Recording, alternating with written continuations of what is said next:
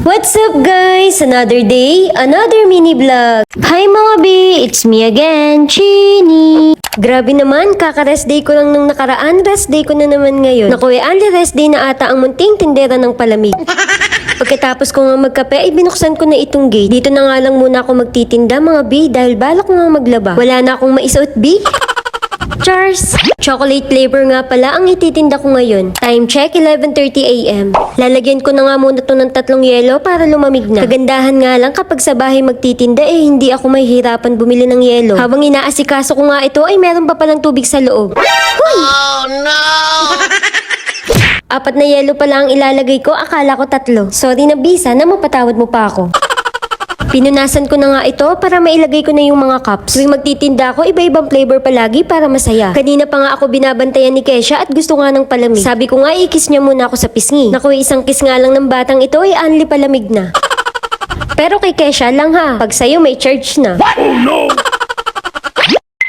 Heto at may mano na. Bago sila pumunta ng school ay bumili muna sa akin. May 5 pesos akong tinda para makabili ang mga bata. Sobrang init dito sa labas, alas 12 na ng tanghali. Kaya heto at pinabantayan ko na muna para makapaligo ako. After 15 minutes nga ay lumabas na ako ng CR para makapag-ayos. Katapos nga nun ay lumabas na ako dahil may bumibili ulit. Hindi pa nga ako kumakain ng mga oras na ito. Naku ay kumakalam na nga ang tiyan ko. Kaya naman heto at kumuha na nga ako ng payong para lumabas. Pupunta nga ako ng kanto para bumili ng ulam. Sobrang init nga dito mga B, buti na lang naglagay ako ng sunscreen para iwas pekas. Kapag gusto nyo din ng sunscreen, ilalagay ko na lang sa comment section.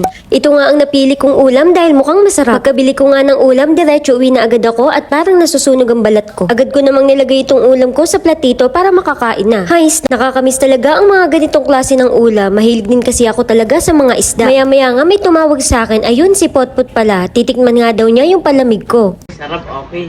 Naku, mukhang nagustuhan nga niya talaga dahil ilang segundo pa nga lang ay bumili na agad siya sa akin. Tuloy-tuloy nga lang ang mga bumibili. Naku, ay talaga namang patok na patok sa mga bata.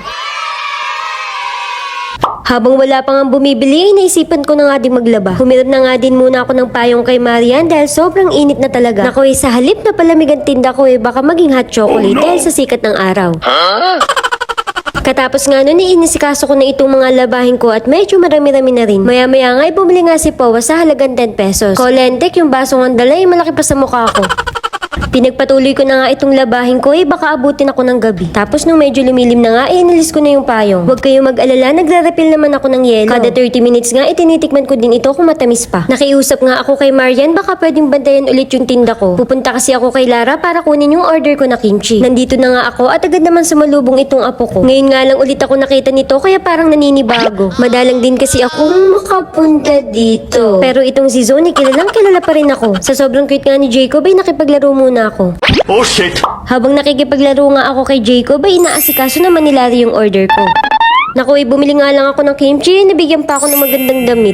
Umupo na nga ako dito at sa wakas dumating na nga yung order ko. Walang iba kundi ang Sexy Mom Kimchi Special. Naku, talaga namang umuulan ng positive feedback ang kimchi na to, kaya naman talagang binabalik-balikan. Sa halagang 80 pesos, sulit at hindi mo malalait. Kaya ano pang hinihintay ninyo? Kung isa ka na rin sa nagkikrave nito, just message Sexy Mom's Kitchen. Oops, not sponsored. Anyways, bumalik na nga ako dito sa amin at pinagpipiestahan na pala yung palamig ko. Mas marami talagang bumibili kapag magagabi na. Ubusin nyo na to, parang awa nyo na. Konting kembot na lang, mauubos na. Overtime na ako dito, B. Ayan, gabi na nga at tumaya muna ako ng lotto cakes. 3 number lang ang matsyempohan mo, may chance ka nang manalo ng 6,000 pesos. Anyways, maya-maya din naman ay naubos na rin itong tinda ko. So paano, yun lang naman. Salamat sa panonood. Bye!